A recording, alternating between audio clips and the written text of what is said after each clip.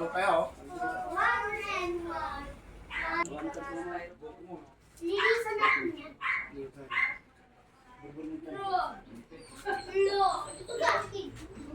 Playa. Si Ay? Po ang Lighthouse family po ng Ordoneta.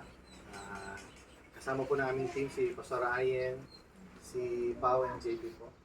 Kaibigan po kami ni Maya. So bata pa lang po siya, kami na po yung mga kuya-kuya niya. So yun po, kumbaga sa amin po kasi sa Lighthouse po, lahat po ng mga nakasama namin, we are, kumbaga meron po kami tagline na we are more than a church, we are family. So ang pamilya po ni Maya ay aming pamilya rin. Kaya nung mamaya pa po yung father ni Maya, kami din po yung nalungkot dahil nakita po namin yung kalungkutan din po ni Maya. So even si Tita Rowena is, yun, based sa kwento namin, nalulungkot siya.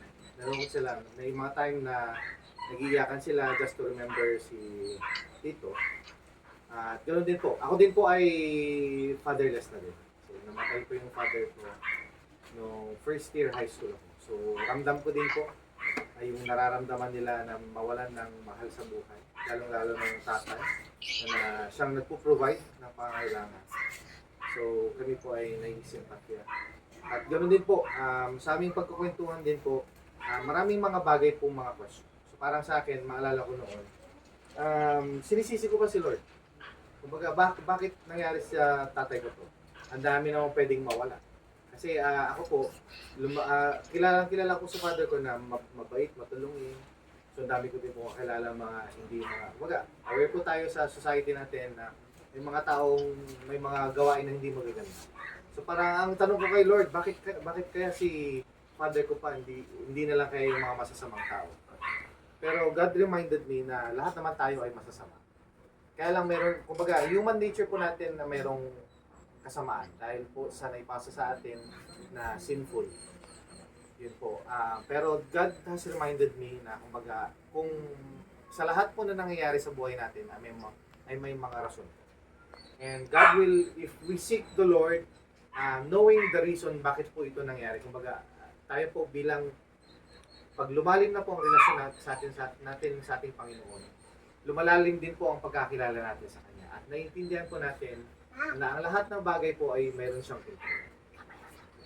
So, bilang sa ating free will po, in spite of all the things na nangyayari sa atin, how we will respond sa ating Panginoon. Dahil siya lamang po ang nakakaalam kung kailan tayo, kumbaga, kailan tayo nabuhay, at kailan din po tayo kukunin. Lahat naman po tayo ay darating po sa kamatayan. I know the plans I have for you, declares the Lord. Plans to prosper you and not to harm you. Plans to give you hope in the future. So, ito po yung binigay na word sa akin ng ating Panginoon. Nung marami akong tanong sa ating Panginoon. So, ito din po yung iniiwan kong salita sa pamilya po nila Maya, si Tita, na ang Panginoon ay mayroon pong plano po sa buhay.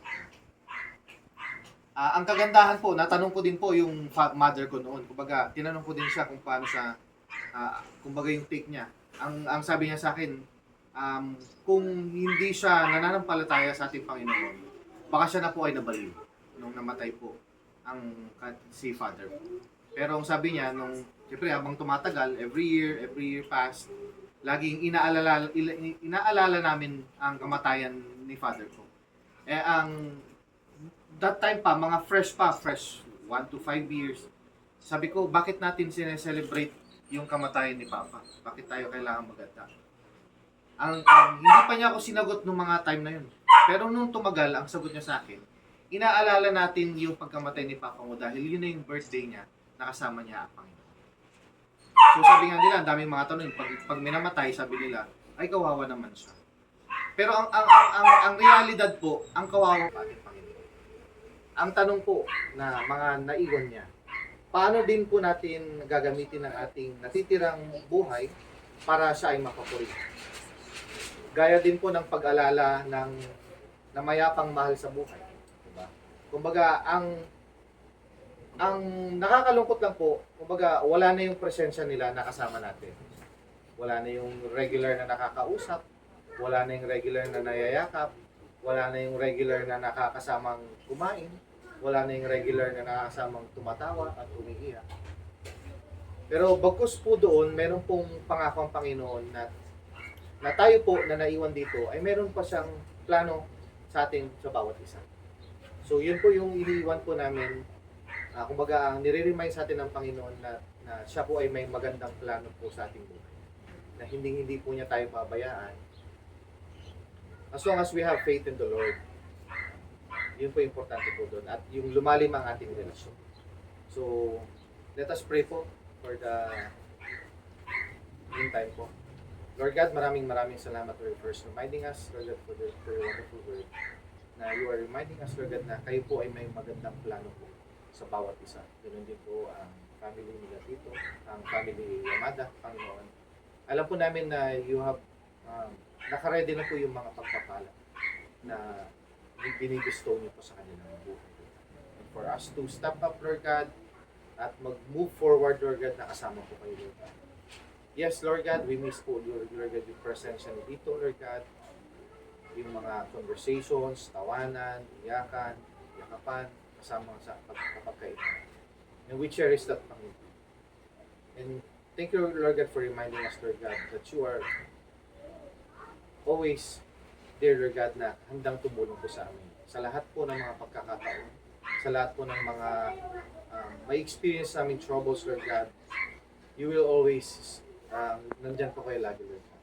At sa aming patuloy, Lord God, na pagsasalo-salo, Lord God, may you always remind us, Lord God, for all the blessings that you've been, Lord God, given at sa mga ibibigay mo pa, Panginoon, na kayo po, Lord God, ay hindi namin makalimutan. At we will always say, we will always be grateful sa lahat po ng mga mangyayari po sa atin, Lord God. May you bless the food that we're about to eat, Lord God. Nawa po na kayo po ang papala, Lord God, na ito pong mga naihanda to, Lord God, is nanggaling po sa inyo.